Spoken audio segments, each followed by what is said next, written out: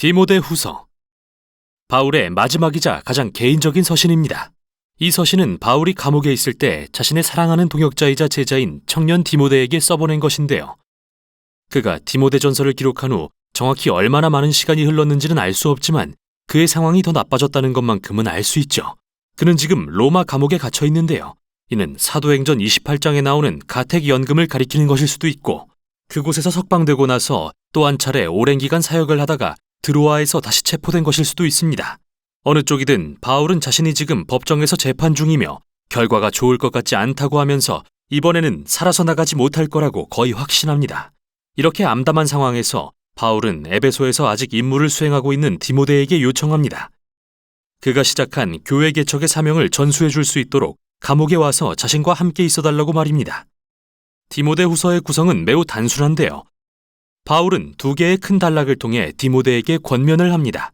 첫째는 지도자로서의 소명을 받아들이고, 둘째는 그에게 오기 전에 에베소에서 여전히 문제를 일으키고 있는 거짓 교사들을 다루라는 것이죠. 그러고 나서 서신을 결론짓습니다. 바울은 디모데와 그의 가족, 특히 외할머니 로이스와 어머니 유니게로 인해 하나님께 감사드리며 서신을 시작합니다. 그들은 디모데가 어릴 때부터 구약 성경의 이야기에 빠져들게 해주었고, 이는 메시아이신 예수님에 대한 깊은 믿음을 심어주었죠. 그래서 바울은 이 확고한 믿음과 관련해서 첫 번째 권면을 합니다. 그는 디모데에게 예수님의 복음과 그 복음을 전하다 죄수가 되어 고난당하는 자신을 부끄럽게 여기게 하는 유혹을 물리치라고 말합니다. 바울이 이 점을 강조해야 했던 이유는 그의 잦은 투옥으로 인해 생긴 오명 때문이었는데요. 이는 바울의 많은 동역자가 사도로서의 그의 소명을 의심하게 만들었고, 그가 언급하는 부겔로와 허모게네라는 사람은 범죄자 혐의를 받는 바울과 연관되는 게 부끄러워서 심지어 그를 버리고 떠나버렸죠. 이에 바울은 디모데에게 부끄러움을 두려워하지 말고 자신을 만나러 오라고 합니다. 물론 그는 이 요청이 디모데를 위험에 빠뜨릴 수도 있는 이름을 알기에 그에게 능력의 근원은 예수님의 은혜임을 상기시킵니다. 이 사실을 기억하는 게 정말 중요하고 필요한 이유는 예수님을 따르는 일은 쉽지 않기 때문입니다. 당신의 전부를 요구하는 일이니까요. 바울은 예수님을 따르는 것을 자기 상관을 기쁘게 해야 하는 군사에 비유합니다. 또는 경기를 위해 자신의 몸을 단련하는 운동선수나 열심히 일하는 헌신적인 농부에도 비유합니다. 이 세 가지 비유의 공통점은 모두 자기 자신보다 큰 무언가에 헌신하며 더 위대한 목표를 이루기 위해 기꺼이 희생하고 어려움을 견디는 사람들이라는 건데요. 말할 것도 없이 최고의 모범은 바로 예수님이십니다. 그분은 아버지에 대한 헌신으로 십자가에서 로마인들에 의해 고난당하셨습니다. 그리고 바울도 마찬가지로 지금 로마 감옥에서 고난받고 있고요. 환난과 희생은 그리스도인의 삶의 특징입니다. 또한 이게 바로 예수님의 부활이 그리스도인의 소망의 기초가 되는 이유죠. 바울은 이를 짧지만 아주 강렬한 시로 표현합니다. 우리가 주님과 함께 죽었으면 그분과 함께 살 것이요.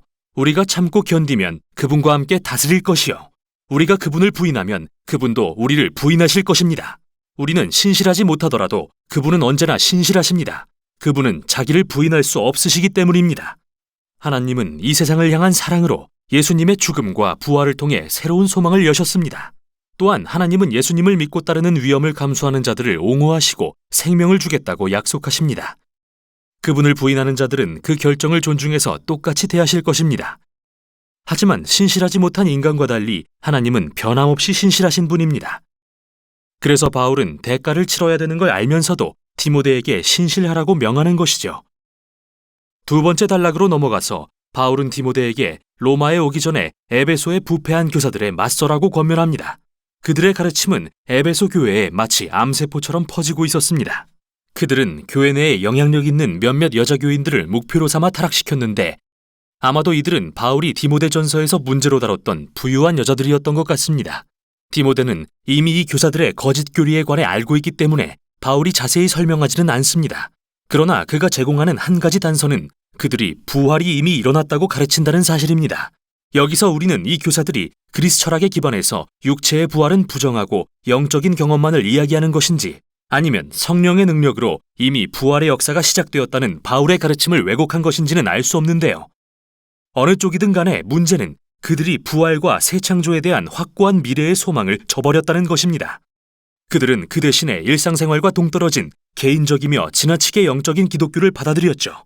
그래서 바울은 디모데에게 예수님에 대한 진짜 복음을 가르칠 신실한 지도자들을 세우라고 명합니다. 그들은 무의미한 말다툼을 하지 않도록 거짓 교사들과의 논쟁을 피해야 합니다. 오히려 디모데와 그가 세운 지도자들은 본질에 충실해야 합니다. 즉, 성경의 핵심 줄거리와 메시지에 집중해야 한다는 말인데요. 바울 당시의 성경은 구약을 의미했죠. 그는 이렇게 말합니다. 성경은 그대에게 그리스도 예수 안에 있는 믿음으로 인해 구원에 이르는 지혜를 줄 수 있습니다.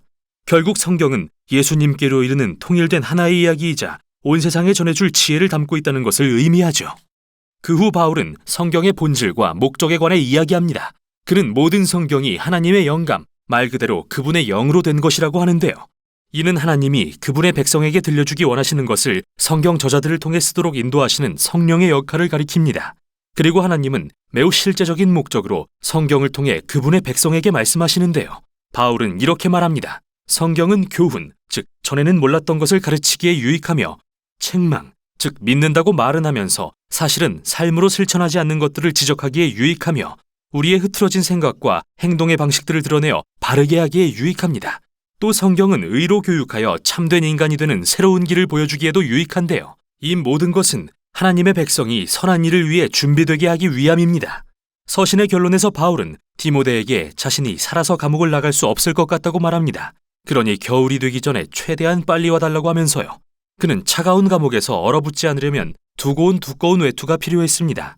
그리고 디모데에게 드로아에서 체포될 때 두고 온 것으로 보이는 자신의 책들도 가져와 달라고 부탁하죠. 그는 또 알렉산더를 거명하면서 특히 피해야 할 위험한 사람이라고 경계합니다. 아마도 그는 이번에 바울을 체포시킨 핵심 인물인 듯합니다. 바울은 거의 모두가 그를 감옥에 두고 떠났다는 말로 결론을 맺는데요. 그의 유일한 위로의 원천은 그의 편이 되어주시며 그가 죽는다고 해도 구원해 주실 예수님의 임재뿐입니다.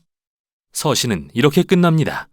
디모데후서는 매우 영향력 있는 바울의 삶과 사역이 끊임없는 도전과 고난과 고생의 연속이었음을 상기시켜주는 서신입니다. 예수님을 따르는 일은 위험과 갈등을 수반하며 내 삶에 갈등과 불편을 받아들이는 것을 의미합니다. 그러나 이 모든 것은 예수님의 부재를 의미하는 게 아닙니다. 오히려 바울과 다음 세대의 그리스도인들이 깨달은 것처럼 우리가 어둡고 힘든 순간 가운데 있을 때 예수님의 사랑과 신실하심이 가장 확실한 실체로 드러난다는 것을 보여줍니다. 이게 바울의 마지막 서신인 디모데후서가 전하는 내용입니다.